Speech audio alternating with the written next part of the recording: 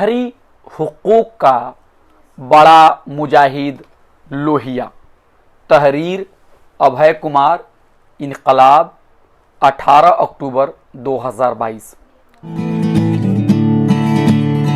Doctor Ram Manohar Lohia जदीद भारत की अहम शख्सियत हैं। हालांकि आज वह हमारे दरमियान मौजूद नहीं हैं, मगर उनका असर हर तरफ महसूस किया जाता है। वह तो कभी वजीर नहीं बने और न ही किसी हुकूमत की कमान संभाली, मगर फिर भी वह लाखों दिलों पर राज करते थे। आज से 55 साल पहले इसी अक्टूबर की 12 तारीख को उन्होंने दिल्ली के एक अस्पताल में आखिरी सांस ली। यह मुल्क की बदकिस्मती थी कि लोहिया महज 57 साल की उम्र में इस दुनिया को छोड़कर चले गए। उनकी जिंदगी भले ही छोटी थी, मगर उनकी खिदमात बहुत बड़ी थी। उनका शुमार भारत के बड़े स्कॉलर्स में होता है। उन्होंने जर्मनी से मईशत में पीएचडी की थी। इक्तसादी मसाइल के अलावा उनकी दिलचस्पी सियासियात, तारीख और समाजी उलूम के मुख्तलिफ मौज़ूआत में थी। लीडरशिप की खूबी उनके अंदर कूट कूट कर भरी थी। उन्होंने तलबा तहरीक में काफ़ी करीब से हिस्सा लिया था और उसकी क़यादत भी की थी। वह एक बड़े सहाफ़ी और मुक़र्रिर भी थे। उन्होंने जंग आज़ादी में हिस्सा लिया और 1942 की भारत छोड़ो तहरीक में नुमायां किरदार अदा किया। आज़ादी की लड़ाई के दौरान वह कांग्रेस से मुंसलिक सोशलिस्ट ग्रुप के अहम रुकन थे। वह गांधी और जवाहरलाल नेहरू से मुतासिर थे, मगर आज़ादी मिलने के बाद वह कांग्रेस और नेहरू के बड़े नाक़िद बन गए। वह अपनी आखिरी सांस तक सोशलिस्ट जमात को मजबूत करने के लिए सरगर्म अमल रहे। उनकी ज़िंदगी पर इंसान दोस्ती, सोशलिज़म और गांधीइज़म जैसे नज़रियात का बड़ा असर था। उन्होंने सरमायादारी और यूरोपी इश्तराकियत पर तनकीद की। इन नज़रियात के मुतबादिल के तौर पर उन्होंने सोशलिज़म का नज़रिया पेश किया। उनका मानना था कि भारत जैसे गरीब एशियाई ममालिक को यूरोपी मॉडल की नकल नहीं करनी चाहिए। डॉक्टर लोहिया का कहना था कि मईशत ज़्यादा से ज़्यादा रोज़गार पैदा करे, वही भारत जैसे गरीब और बड़ी आबादी वाले मुल्क के लिए ज़्यादा मुफीद है। अलगरज वह सरमाया और सनत की मरकज़ियत के बड़े मुखालिफ थे।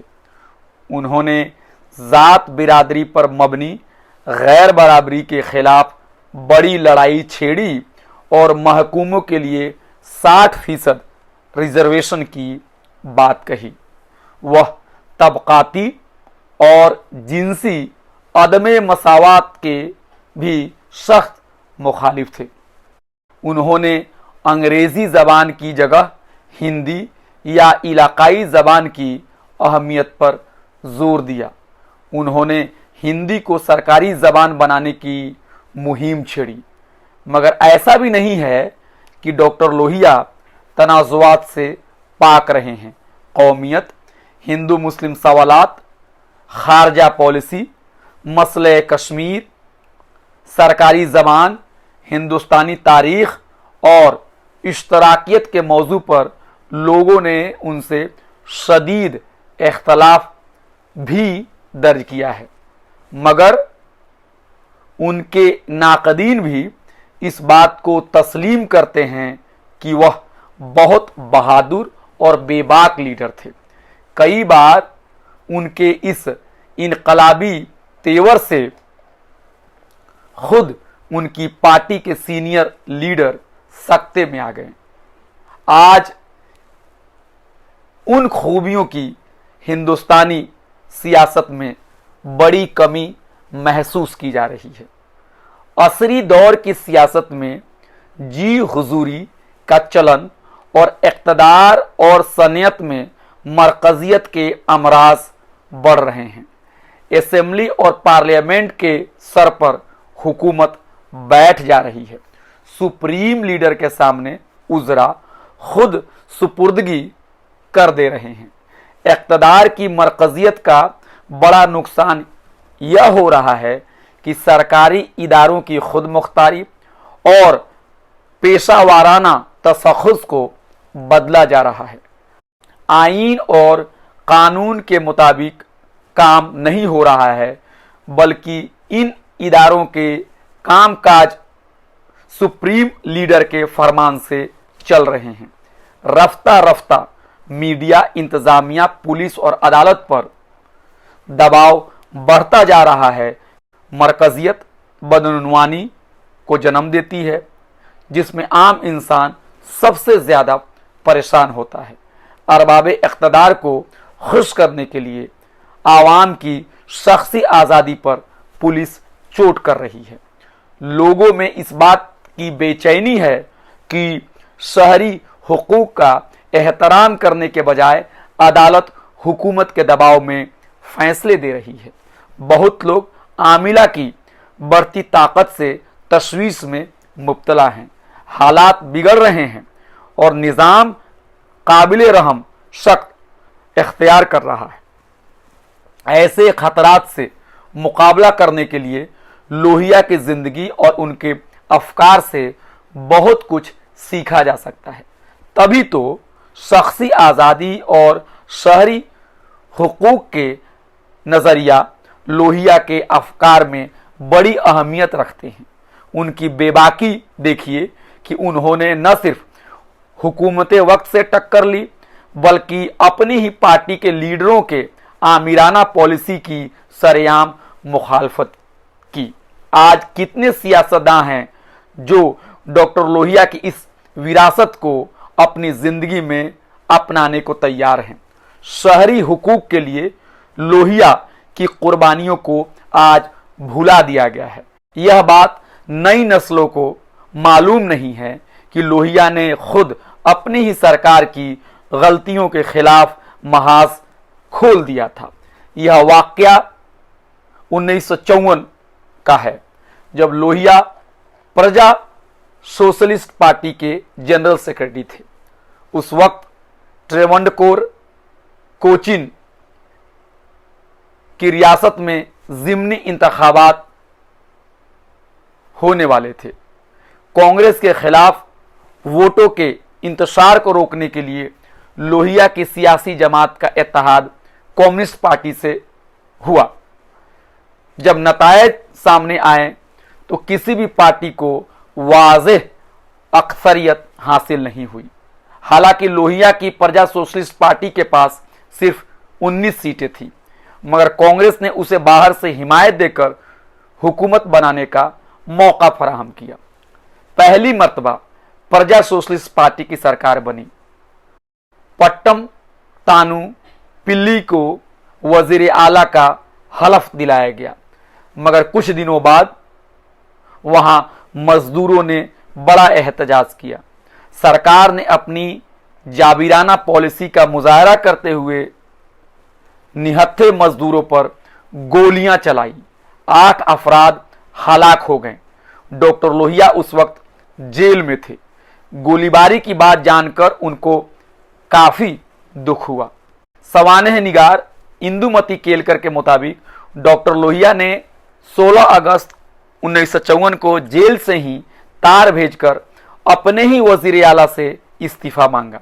जब लोहिया के सामने यह बहाना पेश किया गया कि मुजाहिरीन मुतशद्दिद हो गए थे और पुलिस को गोली चलाने पर मजबूर होना पड़ा, तो उन्होंने सियासी मफाद के मुकाबले में इंसानी जिंदगी और शहरी हुकूक की अहमियत पर जोर दिया।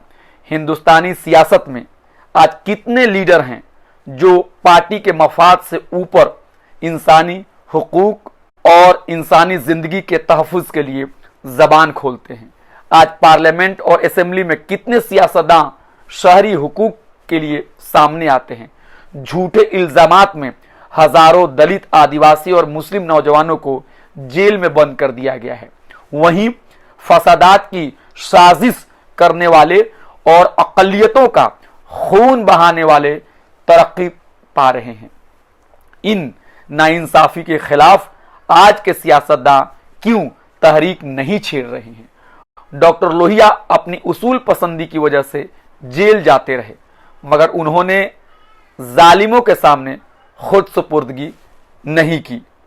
1953 में जब लोहिया पार्टी के जनरल सेक्रेटरी मुंतखब हुए, तब उन्होंने पानी टैक्स के खिलाफ उत्तर प्रदेश में सत्याग्रह करने का मशवरा दिया। सत्याग्रह को कुचलने के लिए उत्तर प्रदेश सरकार ने बहुत सारे मुजाहिरीन को गिरफ्तार करवाया। लोहिया को खुसूसी इख्तियारात एक्ट 1953 के तहत जेल भेज दिया गया। जब इलाहाबाद हाई कोर्ट के सामने लोहिया को पेश किया गया तो उन्होंने साफ लफ्जों में कहा कि मज़कूरा कानून भारत के आईन के खिलाफ है। उन्होंने मजीद कहा कि सिविल नाफरमानी को जुर्म करार देना गांधी जी की खिदमत को खारिज करने के मुतरादिफ है। फैसला देते हुए चीफ जस्टिस ने लोहिया की बातों की अहमियत को तस्लीम किया और कहा 1932 एक्ट की दफा 3 भारत के आईन के खिलाफ है। शायद आज हालात और भी ज्यादा खराब हो गए हैं। इख्तलाफ राय को पुलिस लाठियों और गोलियों से खामोश कर रही है। जब तक हुकूमतें पुलिस और डंडे के जोर पर चलती रहेगी, तब तक डॉक्टर लोहिया की मानवीयत बरकरार रहेगी।